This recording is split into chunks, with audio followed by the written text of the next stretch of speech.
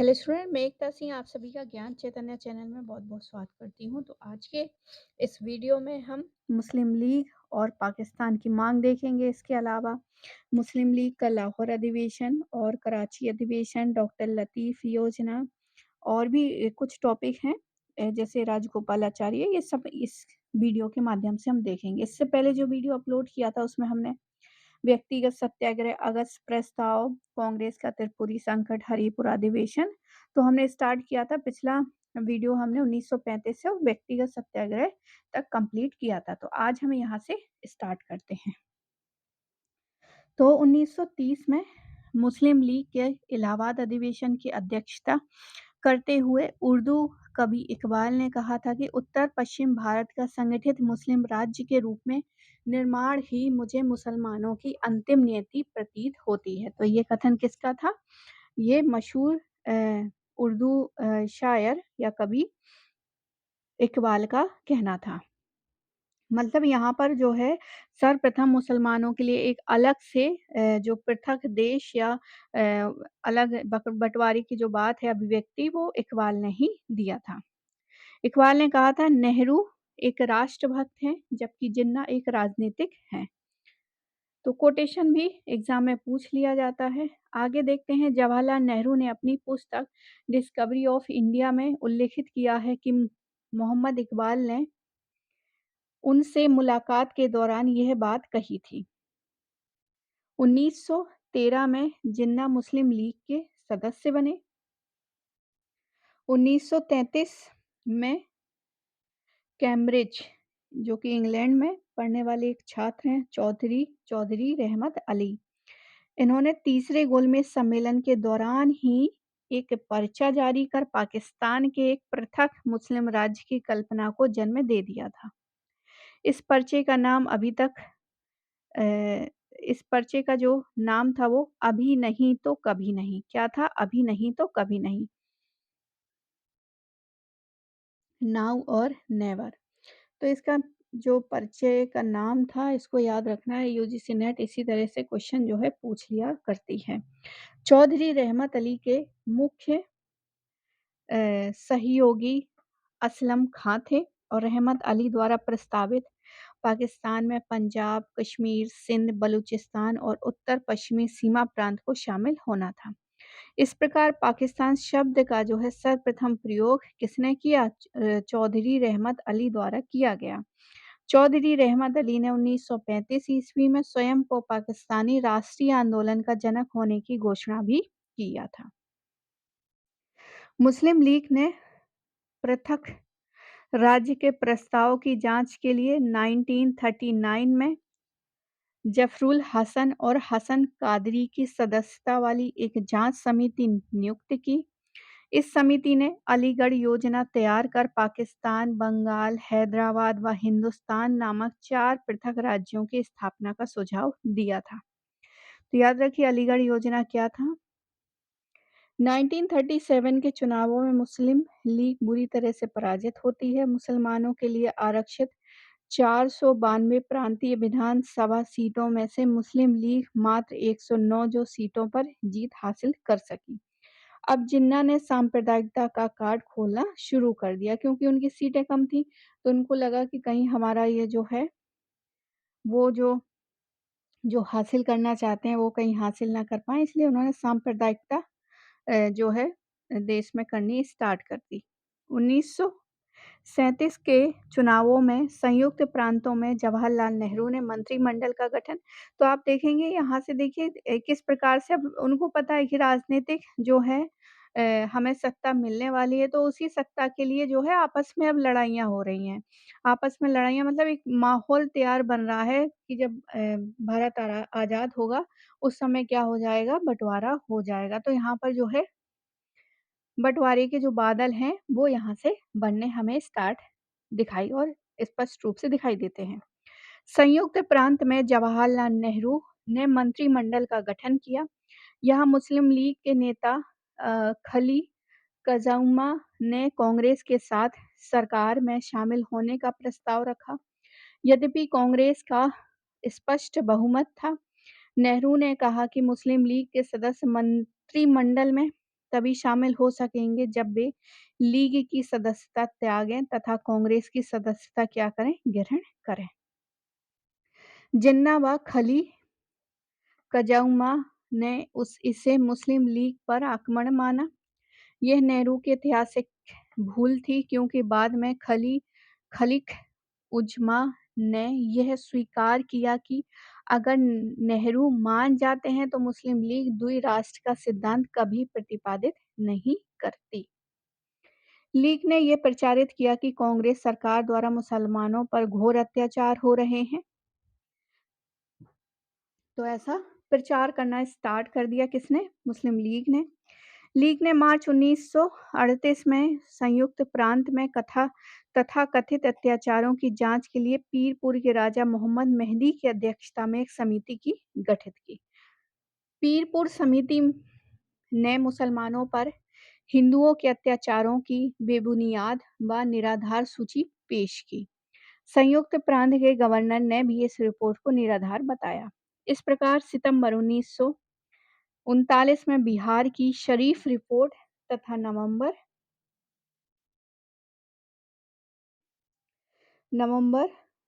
1939 में फजलुल हक की मुस्लिम सफरिंग अंडर कांग्रेस रूल भी मुस्लिम लीग के कहने पर तैयार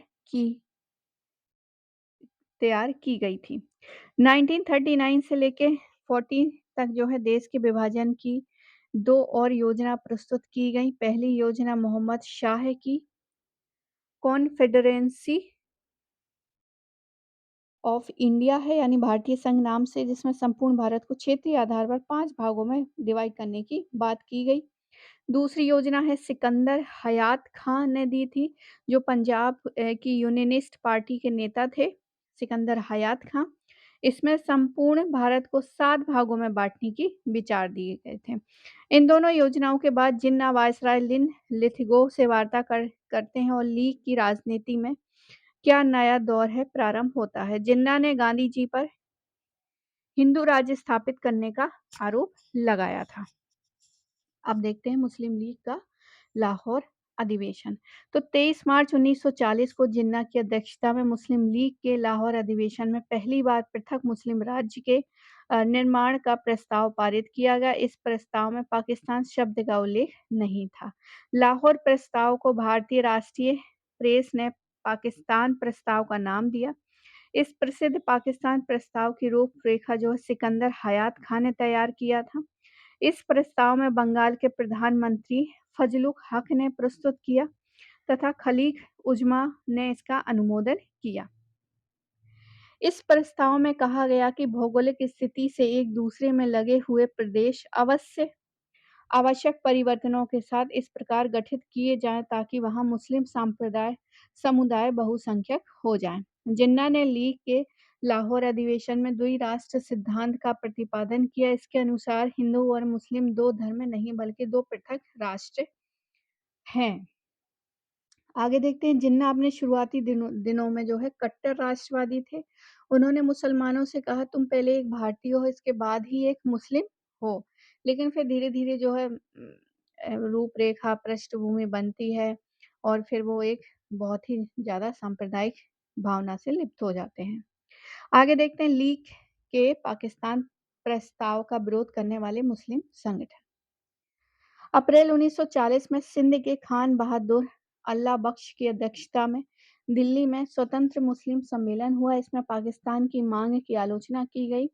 जमायत उल उलेमा ए हिंद ने लीग की मांग का विरोध किया। मजलिस ए अरार ए हिंद व खुदाई खिदमतगार ने भी लीग की पाकिस्तान मांग की विरोध किया। आगे देखते हैं मुस्लिम लीग का कराची अधिवेशन। 1943 में मुस्लिम लीग ने कराची अधिवेशन में जिन्ना की अध्यक्षता में बांटो और छोड़ो डिवाइड एंड क्वाइट का नारा दिया और 23 मार्च 1943 को पाकिस्तान दिवस मनाया गया। कराची अधिवेशन 1943 में एम.एच. गजधर ने कहा कि हिंदुओं को जर्मनी के यहूदियों की तरह खत्म करना होगा। इसी अधिवेशन में जिन्ना ने अब्दुल गफ्फार खां को जंगी पठानों को नामर्द बनाने एवं हिंदू प्रभाव फैलाने का इंचार्ज कहा है। राजेंद्र प्रसाद ने कहा था कि पाकिस्तान का वास्तविक जन्मदाता इकबाल या जिन्ना नहीं वरन कौन है, मिंटो है। इकबाल, कवि इकबाल, जिसने सारे जहां से अच्छा हिंदुस्तां हमारा गीत लिखा, भारत के पंजाब राज्य के ही निवासी थे। अब देखते हैं डॉक्टर लतीफ योजना। तो डॉक्टर लतीफ योजना ने भारत को सांस्कृतिक इकाइयों में बांटने व उन्हें पुनः संगठित करने की योजना बनाई थी। वे जनसंख्या का बड़े पैमाने पर तबादला करने व उन्हें समान जातीय क्षेत्रों में बसाने के पक्षधर थे। क्रिप्स मिशन ने 1942 में पृथक पाकिस्तान की मांग को आंशिक मान्यता दी थी। इसके अनुसार ब्रिटिश भारत का कोई राज्य अगर भारत से अलग होना चाहे तो उसे आजादी होगी। अब देखते हैं राजगोपालाचारी योजना, जो कि जुलाई 1944 में थी। 1942 में कांग्रेस कार्य समिति की बैठक में सी राजगोपालाचारी ने यह राय व्यक्त की कि भारत की राजनीतिक समस्या का समाधान पाकिस्तान की मांग पूरा किए बिना संभव नहीं है। राजा जी के इस विचार को कार्य समिति ने अस्वीकार कर दिया। इसके विरोध में राजा जी ने गांधी जी के सुझाव पर कांग्रेस से त्याग पत्र दे दिया तथा इस कारण राजगोपालाचारी ने भारत छोड़ो आंदोलन में भाग नहीं लिया और न ही उन्हें अन्य कांग्रेसी नेताओं की तरह गिरफ्तार किया गया। आगे देखते हैं राजगोपालाचारी प्रथम कांग्रेसी थे जिन्होंने पाकिस्तान की मांग का जो है समर्थन किया था। राजगोपालाचारी ने मार्च 1944 में कांग्रेस लीग समझौते के आधार के रूप में एक योजना बनाई तथा दी वे आउट नामक प्रपत्र जारी किया, जो राजगोपालाचारी योजना कहलाती है। इस योजना की प्रमुख बातें इस प्रकार हैं। पहली है, मुस्लिम लीग भारत की स्वाधीनता की मांग का समर्थन करें और अंतरिम सरकार की स्थापना में कांग्रेस का सहयोग करें। युद्ध के बाद एक आयोग का गठन हो जो मुस्लिम बहुल क्षेत्रों के बारे में निर्णय दे। आगे देखते हैं। तीसरा है, मुस्लिम बहुमत वाले क्षेत्रों में जनमत संग्रह के आधार पर यह तय किया जाए कि वे भारत में रहना चाहते हैं या पृथक होना चाहते हैं। चौथा है, विभाजन की अवस्था में सुरक्षा, यातायात, व्यापार और संचार साधनों के लिए परस्पर समझौते किए जाएगा। पांचवा है, आबादी की अदला-बदली स्वेच्छा के आधार पर होगी। और छठवां है, उपयुक्त शर्तें ब्रिटेन द्वारा भारत को पूर्ण सत्ता तथा उत्तरदायित्व प्रदान करने पर ही लागू होगी। आगे गांधी जी की 5 मई 1944 को रिहा किए। गांधी जी ने राजगोपालाचारी की इस योजना के आधार पर जिन्ना से 18 दिनों तक 9 सितंबर 1944 से 27 सितंबर 1944 तक बातचीत की व पत्र व्यवहार किया, किंतु जिन्ना ने इसे अंगहीन, कीड़े लगे हुए तथा दीमक खाए हुए पाकिस्तान कहकर अस्वीकार कर दिया, क्योंकि कहीं ना कहीं वो जानते थे अगर गांधी जी से उन्होंने बात कर ली तो वही होगा जो डॉक्टर भीमराव अम्बेडकर के साथ हुआ था। तो उन्होंने इस तरह से उनसे किसी भी तरह का कोई भी बातचीत करने के लिए वो तैयार ही नहीं हुए। जिन्ना चाहते थे कि कांग्रेस द्विराष्ट्र सिद्धांत को स्वीकार करे, मतलब उनका ये बिल्कुल एकदम साफ उद्देश्य हो गया था कि हमें 2 राष्ट्र ही बनाने हैं। जिन्ना भी ये चाहते हैं कि उत्तर पूर्वी व उत्तरी पश्चिमी क्षेत्रों में केवल मुसलमानों को ही मत देने का अधिकार दिया जाए, ना कि पूरी जनसंख्या को। अब देखते हैं लियाकत देसाई फार्मूला, जो कि अप्रैल 1945 में फार्मूला आया था। गांधी के निर्देश पर भूलाभाई देसाई ने यह फार्मूला तैयार किया। भूलाभाई देसाई केंद्रीय विधानमंडल में, अब यहाँ पर देखिए बहुत सारे ऐसे फार्मूला आएंगे ताकि जो है राष्ट्र का बंटवारा ना हो, लेकिन जिन्ना बिल्कुल कोई भी फार्मूला अपनाते नहीं, वो दुई राष्ट्र सिद्धांत पर ही अड़िग रहते हैं। तो लियाकत देसाई फार्मूला, ये लियाकत अली खान ने मिलकर केंद्र में अंतरिम सरकार बनाने का एक प्रस्ताव पारित किया, जिसमें क्या-क्या प्रावधान थे। तो सबसे पहला है, अंतरिम सरकार में कांग्रेस तथा मुस्लिम लीग केंद्रीय विधानमंडल में अपने समान सदस्यों को मनोनीत करेंगे। आगे है, दूसरा है, सदस्यों में 20% स्थान अल्पसंख्यकों के लिए सुरक्षित रहेंगे, लेकिन इस फार्मूले का कोई नतीजा नहीं निकला। अब देखते हैं पाकिस्तान निर्माण का अंतिम चरण। तो 1945 में केंद्रीय विधान मंडल व 1946 में प्रांतीय विधानमंडलों के चुनावों में मुस्लिम लीग को मुसलमानों के लिए आरक्षित स्थानों में भारी बहुमत मिला। कैबिनेट मिशन 1946 में पाकिस्तान की मांग को अव्यावहारिक बताकर अस्वीकार कर दिया और इस पर मुस्लिम लीग ने 16 अगस्त 1946 को सीधी कार्यवाही दिवस मनाया। टीजीटी पीजीटी में यहाँ से जो है क्वेश्चन पूछा जाता है कब जो है मुस्लिम लीग के द्वारा सीधी कार्यवाही दिवस मनाया गया। डायरेक्ट एक्शन डे तो याद रखिए 16 अगस्त 1946। और ये कब हुआ? जब कैबिनेट मिशन ने इसको अस्वीकार कर दिया था पाकिस्तान की मांग को। इस दिन कलकत्ता और सिलहट में गंभीर सांप्रदायिक दंगे होते हैं। लीग अंतरिम सरकार में आरंभ में तो शामिल नहीं हुआ, लेकिन बाद में लीग नेहरू के अंतरिम सरकार में शामिल हो गई, किंतु लीग ने सरकार का हर क्षेत्र में असहयोग किया। कैबिनेट मिशन योजना के अनुसार जब संविधान सभा के चुनाव हुए तो लीग ने संविधान सभा का क्या किया? बहिष्कार किया।